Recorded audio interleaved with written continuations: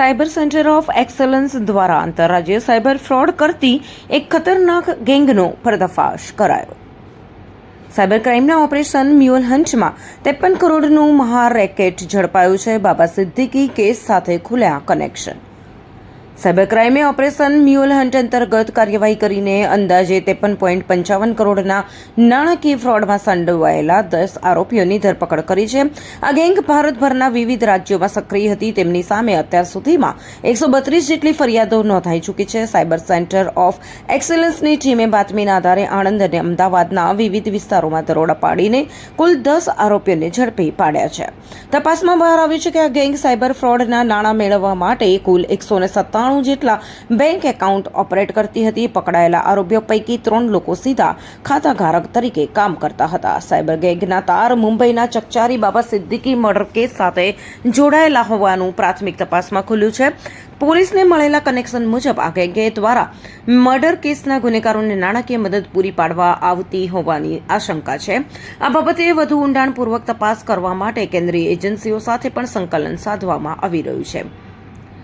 Cyber centre of એક્સલન્સના SP doctor Rajdeepsinh ઝાલાએ media સમક્ષ વિગતો આપતા જણાવ્યું કે ગેંગ અત્યંત વ્યવસ્થિત રીતે પોતાનું નેટવર્ક ચલાવતી હતી. સાયબર ફ્રોડ દ્વારા મેળવેલા 53.55 કરોડની રકમ ક્યાં રોકવામાં આવી છે અને આ નેટવર્ક સાથે બીજા કયા મોટા માથાઓ સંકળાયેલા છે તે દિશામાં હાલ તાજવીજ શરૂ કરવામાં આવી છે.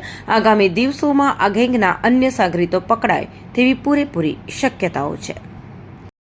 દ્વારા ઓપરેશન મ્યુલ હન્ટ 2.0 જે શરૂ કરવામાં આવ્યું છે તે અંતર્ગત સાયબર સેન્ટર ઓફ એક્સલન્સની ટીમના પીઆઈ કે.એસ. પટેલ અને એમની ટેકનિકલ ટીમ દ્વારા ભારતના અલગ અલગ ગુનાઓમાં સાયબર ક્રાઇમના પૈસા મ્યુલ એકાઉન્ટ મારફતે મેળવી એને કેશમાં કન્વર્ટ કરી અને આરોપીઓ સુધી કેશ અથવા યુએસડીટી મારફતે પહોંચાડનારી એક આણંદ ખાતેની ગેંગ, જેના અમુક આરોપીઓ અમદાવાદના પણ છે, એ ગેંગના કુલ 10 લોકોની ધરપકડ કરવામાં આવેલી છે.